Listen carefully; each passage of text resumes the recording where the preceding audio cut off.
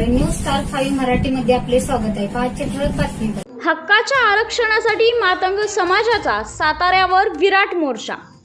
सातारा जिल्हा राजधानी साताऱ्यात हक्कासाठी, आपल्या अस्तित्वासाठी आणि न्याय आरक्षणाच्या मागणीसाठी आज साताऱ्याची राजधानी अक्षरशः दणाणून गेली। सांगली, सातारा, कोल्हापूर आणि सोलापूर जिल्ह्यातून हजारोंच्या संख्येने आलेल्या मातंग समाज बांधवांनी अ, ब, क, ड उपवर्गीकरणाच्या मागणीसाठी जिल्हाधिकारी कार्यालयावर भव्य मोर्चा धडकवला। हातात झेंडे, घोषणा आणि आसमंत दमाणून सोडणारे कार्यकर्ते आणि आपल्या मुलाबाळांसह सहभागी झालेल्या महिला पुरुषांच्या उपस्थितीने हा मोर्चा ऐतिहासिक ठरला। आरक्षण आमच्या हक्काचे, नाही कुणाच्या बापाचे, हक्क मिळालाच पाहिजे अशा जोरदार घोषणांनी सातारा शहराचा प्रत्येक कोपरा घुमून गेला। आपल्या न्याय मागण्यांसाठी एकवटलेल्या समाज बांधवांनी जिल्हाधिकारी कार्यालयावर धडक देत प्रशासनाला निवेदन सादर केले। यावेळी भारतीय राज्यघटनेचे शिल्पकार महामानव डॉक्टर बाबासाहेब आंबेडकर यांच्या नावाचा जयघोष करत सामाजिक न्यायाच्या लढ्याला नवसंजीवनी देण्याचा निर्धार व्यक्त करण्यात आला। हक्काच्या आरक्षणासाठी, न्याय उपवर्गीकरणासाठी आणि सामाजिक समतेच्या लढ्यासाठी निघालेल्या या विराट मोर्चाने आज सातारा जिल्ह्याचे लक्ष वेधून घेतले असून मातंग समाजाच्या एकजुटीची ताकद पुन्हा एकदा राज्याला दाखवून दिली आहे।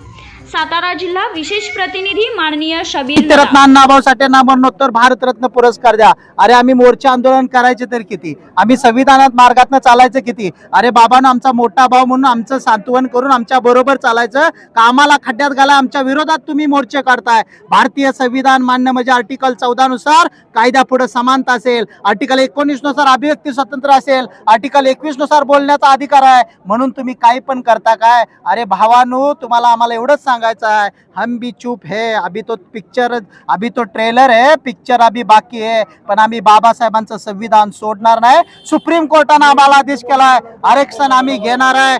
आदरणीय मुख्यमंत्री साहेबांनी सांगितलं काही झालं तर मातंगांना आरक्षण मिळणार, त्यामुळे बांधवांनो आपल्याला आरक्षण मिळणार आहे। किती रक्ताचे वारसदार बोंबाळले तर आपल्या मागांना आरक्षण मिळणार। आपण 1% आपला समाज जास्त आहे त्यांच्यापेक्षा, त्यामुळे आपण मोर्चे काढतच राहू, ते बी भारतीय संविधानाला राहून आणि भारतीय संविधानाला राहून संविधानाचं रक्षण करणे हे परम कर्तव्य मानून आम्ही विश्वरत्न डॉक्टर बाबासाहेब आंबेडकरांची विचारधारा घेऊन सातारचा मोर्चा झाला। इथून पुढे सगळे मोर्चे होतील आणि लास्ट आमचा मोर्चा होणार आहे तो कोल्हापूरच्या राजश्री शाहू महाराजांच्या नगरीत, जिथनं आरक्षणाची सुरुवात झाली तिथं आमचा 10 ते 15 लाखाचा मोर्चा। छत्रपती शिवाजी महाराज यांची असणारी राजधानी सातारा या ठिकाणी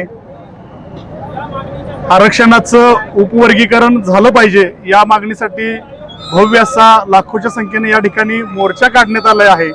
आणि या मोर्चासाठी आम्ही समस्त सांगली जिल्हा मातंग समाजाच्या वतीनं या ठिकाणी या मोर्चामध्ये आम्ही सहभागी झालो आहोत।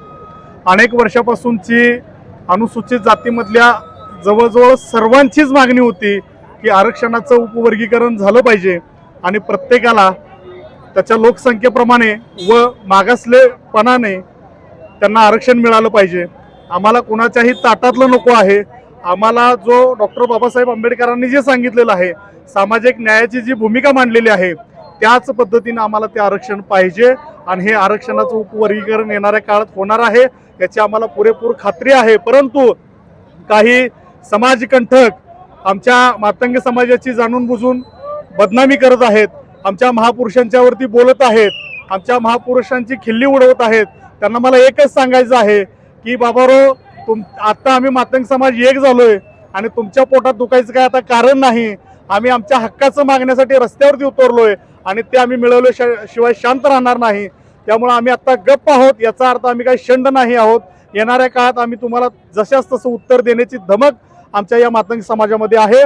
त्यामुळे आमच्या महापुरुषांची बदनामी आणि समाजाची बदनामी इथून पुढच्या काळामध्ये आम्ही खपवून घेणार नाही, असा इशारा आजच्या या साताऱ्याच्या मोर्चामधून या ठिकाणी मी देतोय। धन्यवाद।